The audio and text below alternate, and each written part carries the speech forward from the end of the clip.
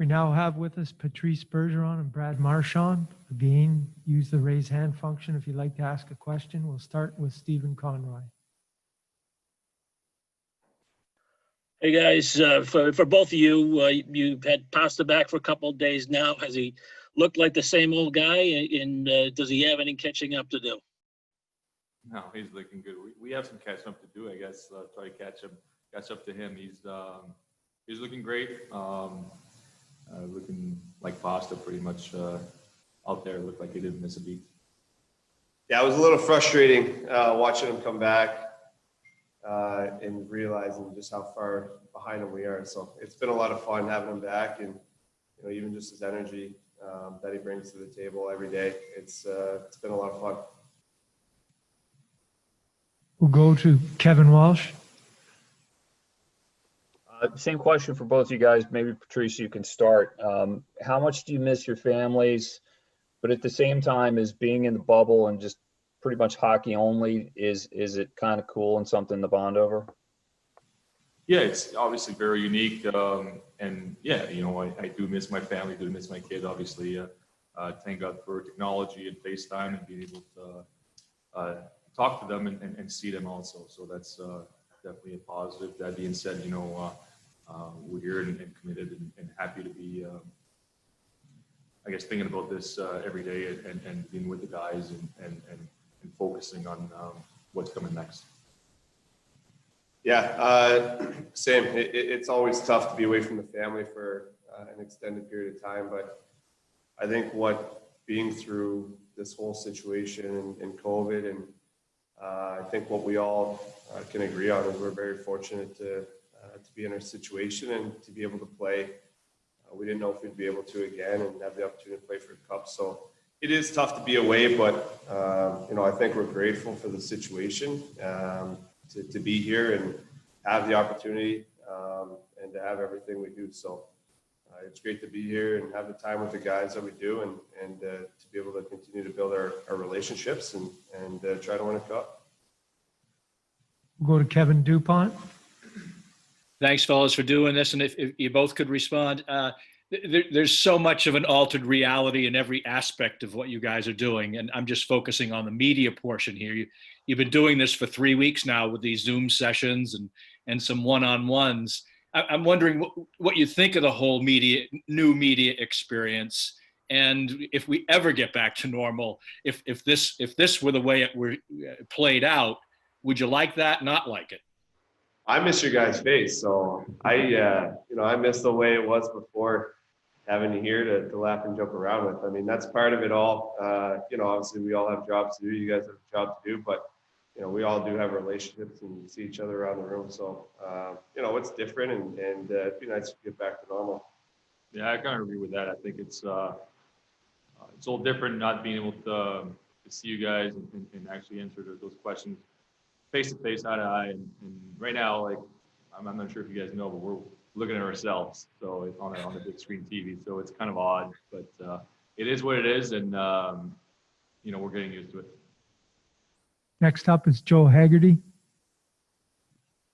Marshy, I know you miss my face most of all of everybody. I was just gonna say that, you beat me to it. Just wanted, both of you guys, just wanted to get your thoughts about the statement that you all put out as players yesterday about Black Lives Matter, how important it was for you guys as a team to make that statement as individuals, and how important it was to do something on the ice to recognize that before the game. And do you plan on doing that before, all games going forward? Yes, I think it's to show unity and to show support. Basically, we want to continue the conversation, and ultimately, we are against any form of racism, whether it's in hockey or in life. So we're trying to listen, we're trying to educate ourselves, we're trying to listen, and this is another way for us. We've had some great conversations over the last few days about it, and it's again to continue that, and and hopefully it encourages other people to do the same thing and just try to listen and learn more. Yeah, no, just like Bergie said, I mean, I think we all believe in that we're all on the same page, and that we don't stand for racism, and we are against it. And just like Bergie said, we want to continue to further the conversation, and we have had a ton. I mean, it's been, we do have so much to learn, and you know, I think this has really opened our eyes to, we need to be part of the solution, and that's what we want to do. Next up is Matt Porter. Hey guys, if you could tell me what do you think is different and strange about the bubble? Kind of when you think back on the first few days here, what stands out to you as something that's especially weird as we talk about this kind of altered reality that you're in? Being fenced in. I feel like I'm in jail, but I think the biggest thing is, you know, just the freedom aspect and having to be able to, or being able to go and do things, you know, we want to, even just trying to get lunch, you know, it's not at your disposal whenever you want it. You gotta, you know, try to plan ahead and you know, you get out at lunch and, you know, we got to get to interviews and, you know, we're trying to fit in a meal beforehand. So little things like that. And then obviously not being able to see anybody outside of the bubble, little things to take for granted, like having normal silverware and you don't be able to pick out your food at a buffet, like little things like that where it's going to take a little bit of you getting used to, but you know, it's not all bad. We're able to still interact with the guys and continue to hang out. It's very similar to as if we're in a playoff situation anyways. I mean, when we get on the road during playoffs, we're just kind of hang out together in the room and kind of stay to ourselves. We're not out in public a whole lot other than meals. So, you know, it is similar. It's a little bit different, but you know, you get used to it. Yeah, I agree with Brad on this one. I think it's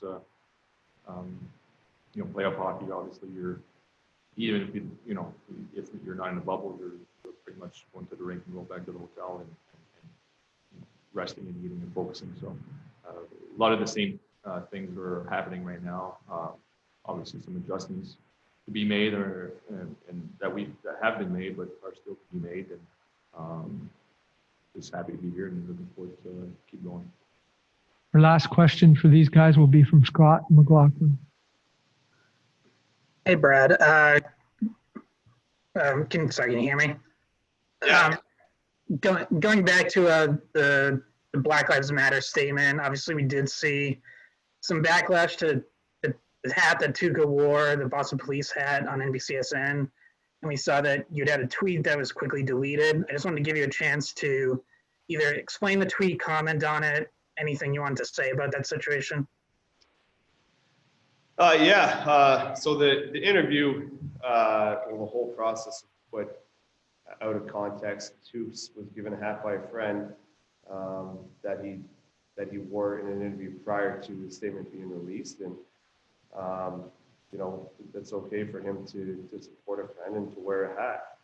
It doesn't change the fact that we all stand united against trying to end racism and being part of that solution. And Toops is part of that. He's on board with this just as all of us.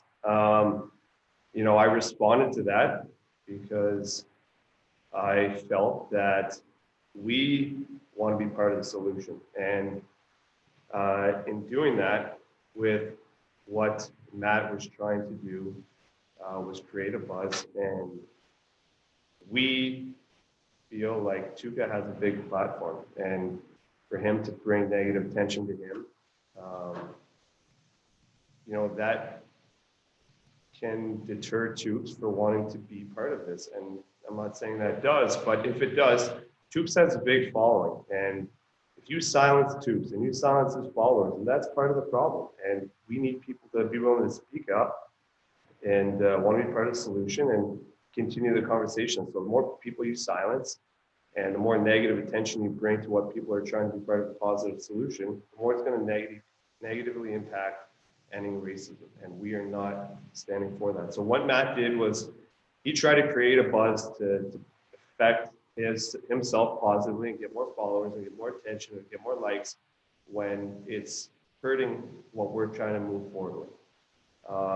So the reason I deleted my tweet was not because I regretted tweeting it. Because I didn't want to bring any attention to him and give him what he was looking to do. So I don't regret the way that I responded. You know, I regret giving him attention for what he wanted. And, we stand with Tuukka. We stand as a group together here to end racism.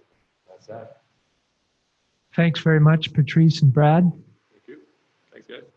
Thanks, guys.